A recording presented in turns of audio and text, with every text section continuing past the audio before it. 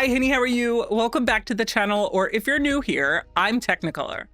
I realized that I haven't made any limited pack builds in a while, and I don't know if I've ever made a base game build. So I decided to try my hand at a fully base game build right here. I actually just went through all of the builds that I've uploaded to the gallery, and unless I missed one, this is actually my very first base game build.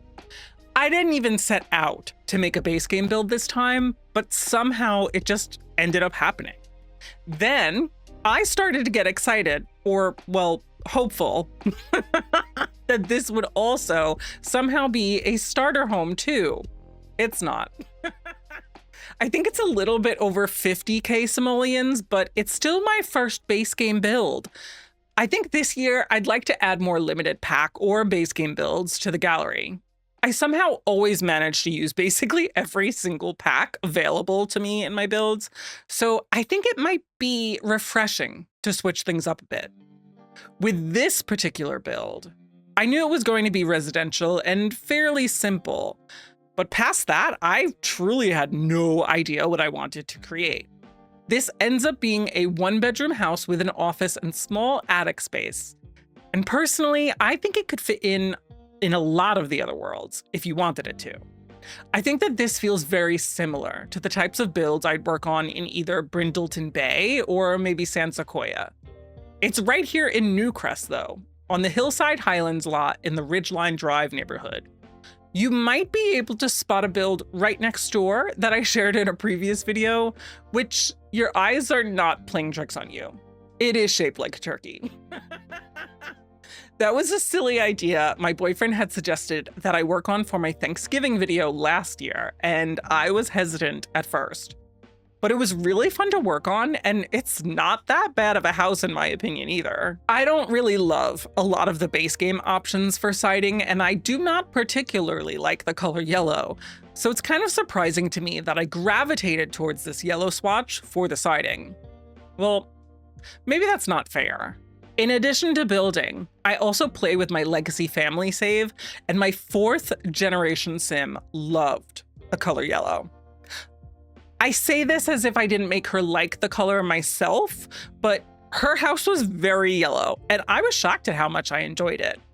I tend to build using a lot of darker colors, and that generation was so bright in comparison to my standard, and I think it changed something in me because I don't quite hate yellow as much as I used to.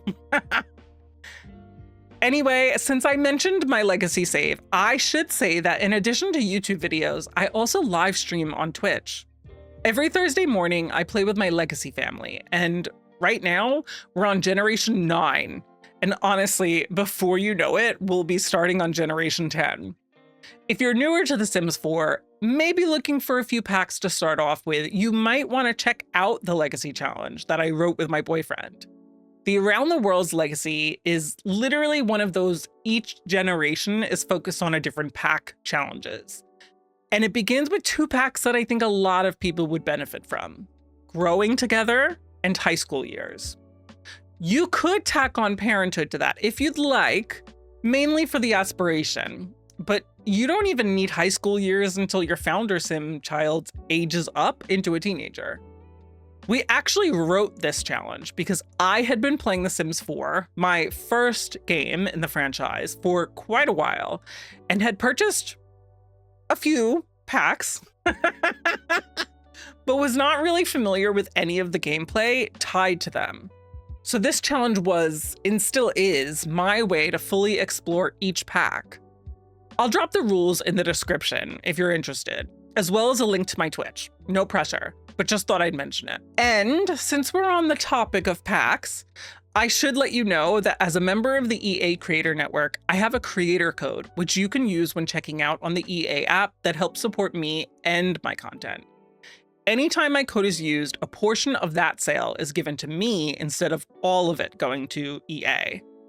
Right now, they've actually added on a 5% discount for you when you use my code. So until February 17th, anytime you buy a Sims pack, you'll support my content and snag a discount when you use my code, Teknikolour, at checkout. They don't normally add a discount to our creator codes, so it's always exciting when they do because we're hoping that the discount remains attached to it. I think it's wild that the discount also applies to pre-orders for the new Royalty and Legacy pack that's coming out on February 12th, I believe as a bundle with 2 new kits. However, I do think that you should be informed about the recent EA buyout, which is supposed to go into effect this year. The parties that are acquiring EA are maybe not as progressive as we're accustomed to with The Sims under EA. So major aspects of The Sims 4, like the inclusive practices that we know and love and makes the game what it is, could be reduced, removed, or missing from future updates. Sure, that is kind of the worst case scenario, but it is a possibility and is the reason why some Simmers are boycotting the game or EA right now. I just urge you to do your own research and reach out to EA and The Sims to let them know about your concerns. Representation is important, and if The Sims stopped having that as a value, personally, I'd be devastated. So if that means you're not super comfortable financially supporting EA right now, I completely understand. I promise, I'll get off my soapbox now, but if you're still here and maybe don't want to support EA but would like to support me, I truly appreciate it. I would love to make it and remain a full-time creator, which essentially boils down being able to contribute more towards my household. A free way to help me is just to keep watching and interacting with my videos or live streams. If you have extra to share, I do have other ways to support, including a book club. We just finished our January book, The Winter Visitor by BP Walter, and I thoroughly enjoyed it. Back to this build though. You can see that we've mostly wrapped up the shape and sort of plotted out spaces for landscaping and a backyard. Moving inside, I'll admit that I struggled with finding a place for a staircase to the attic and fully removed all traces of that from the video because of how long it took.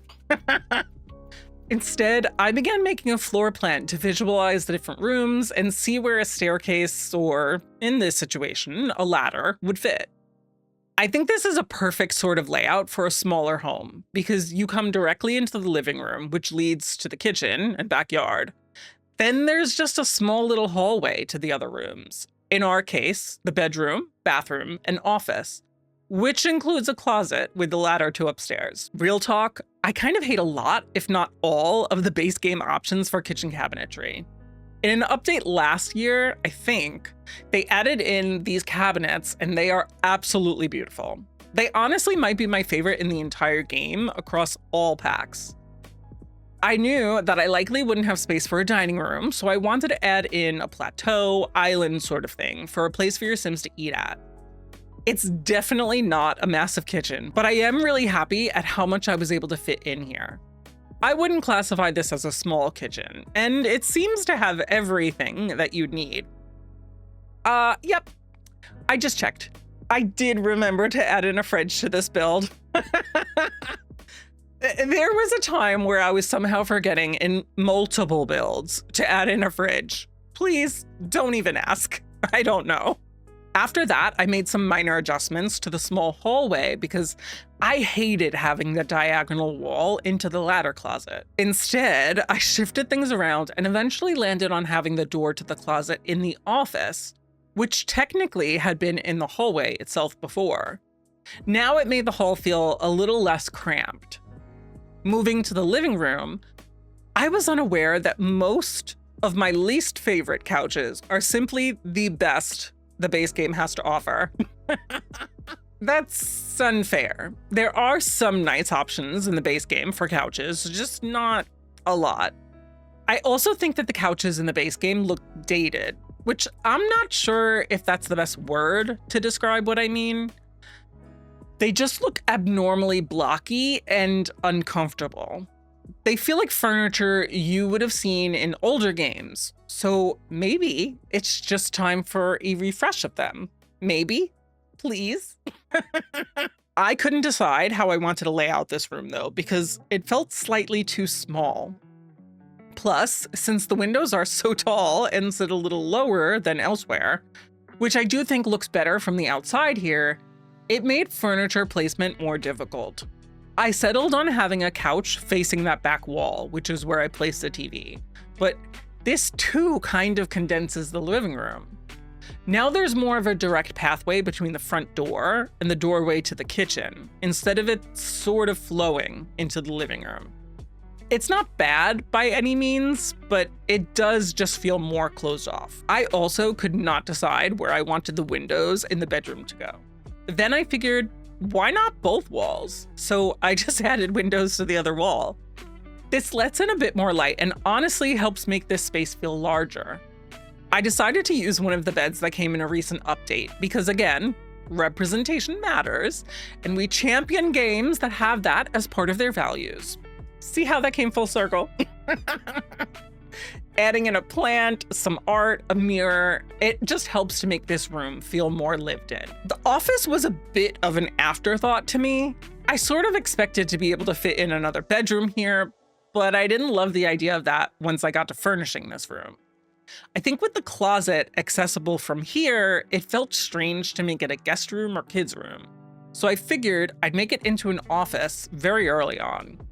I was even able to add in a little reading nook over in the corner to build out the room just a little more. I've noticed this odd thing that I do in every single build, and it's a habit I've been trying to break myself out of for a while. There will come a point in every build where it's mostly over. Maybe I have one room left or just the backyard or landscaping. And that's when I start to fully decorate each room. It's almost like I've decided that the heart and soul of a home truly comes from the decor and not quite as much as the furniture. Maybe that's true. I don't love a lot of my furniture, whereas I do love pretty much all of my decor. Maybe that's it. In any case, here's where I decide to add in some artwork and other things around to make the build feel less stagnant. Moving on to the yard and the overall landscaping of the build, you'll remember that I had essentially designated areas bordering the house with low fencing for plants. Here is where I start to fill those spaces in and start to add the decor to the exterior with that landscaping. See, it even carries over from the inside of the house to the outside. I always leave this bit for last. I'm not sure why. I probably would have designed the porch and deck a bit more extravagantly than this, but because I was limiting myself to the base game, I didn't want to just add things just to add things. I wanted it to look really nice. The backyard is kind of interesting because I had originally planned on putting the walkway and gate on the right side of the house. But since I was using trees to hide some of my roofing, I no longer had that option and put the walkway on the left. It's such a cheap thing to do though, isn't it? Like, because I didn't like the way the roofing turned out, we're just gonna do our best to kind of hide it from you. But that is the reason why I put these two trees on the right side. Specifically, I'm trying to hide how the different roof pieces connect and overlap on the right side of the house. Normally, I just fix it by extending the whole right wall of the house and then having there be a single tile on the right of that bump out to literally just make the roofing look better. I didn't want to do that because I was already kind of limiting myself on space here. So here we are. That isn't even where I was going at the beginning of that thought. The backyard itself is kind of awkward because I felt like the original entrance would be on the other side of the yard and I could not get my brain to understand how to lay it out any other way. I also use the occasionally made fun of hot tub, not realizing that it's legitimately the only hot tub in the base game, even still. I don't hate it as much as simmers who have been around a lot longer than I have. I think it's kind of cute. Same thing as that Plumb Bob ceiling fan. In this most recent event, we had the ability to log in and unlock some items, and I personally really like the mailbox and tiny library. I tried so hard to make the tiny library work here, but it just felt too close to the mailbox wherever I put it. Anywhere else I tried to place it, it now felt less public and more private since it'd be close to the house, which just felt strange and uncomfortable. So we went without it. The attic. I'm gonna be honest, I almost forgot that this existed and then was going to just fully ignore it, but it's too big of a space to just ignore, you know? Like, you definitely wonder why I hadn't furnished it at all, especially since we went through all that trouble to add in a ladder. The base game feels like it's missing a lot of clutter items meant to represent storage or long-term storage. My go-to for a space like this would probably have been the holiday totes from Seasons, or maybe some of those crates from Cats and Dogs. Instead, it kind of becomes an art studio.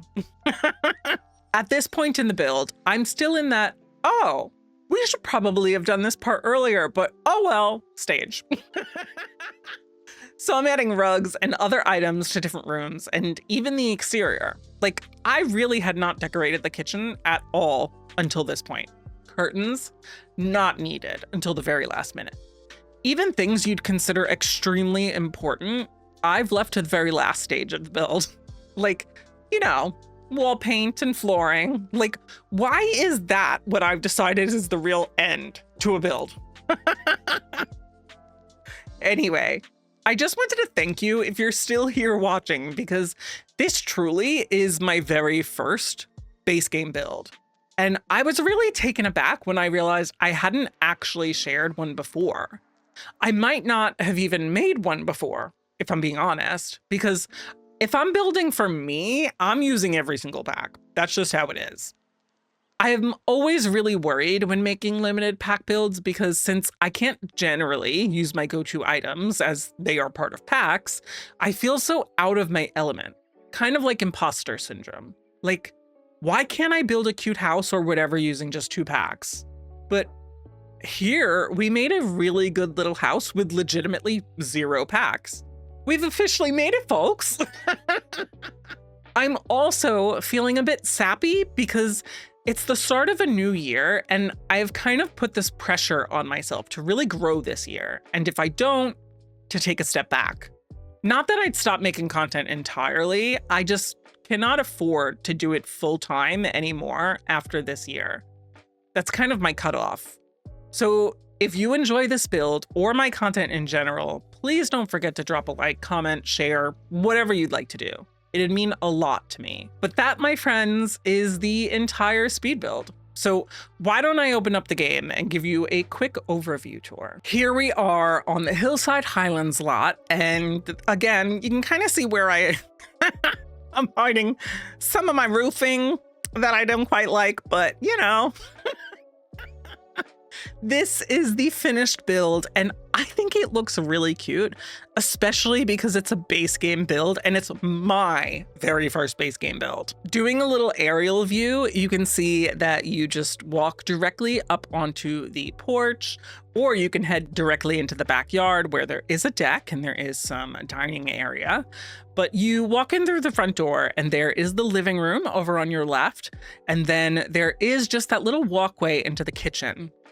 However, there is a hallway over here that you kind of can't see just from above, and that leads into this overall little space to where the other rooms are. So there is this ladder, which is in the office. Then you have the bathroom over here and the primary bedroom, or really only bedroom, right here. And then upstairs, that ladder leads directly up into this little art studio. If you enjoyed this build, please drop me a like and then grab it off of the gallery.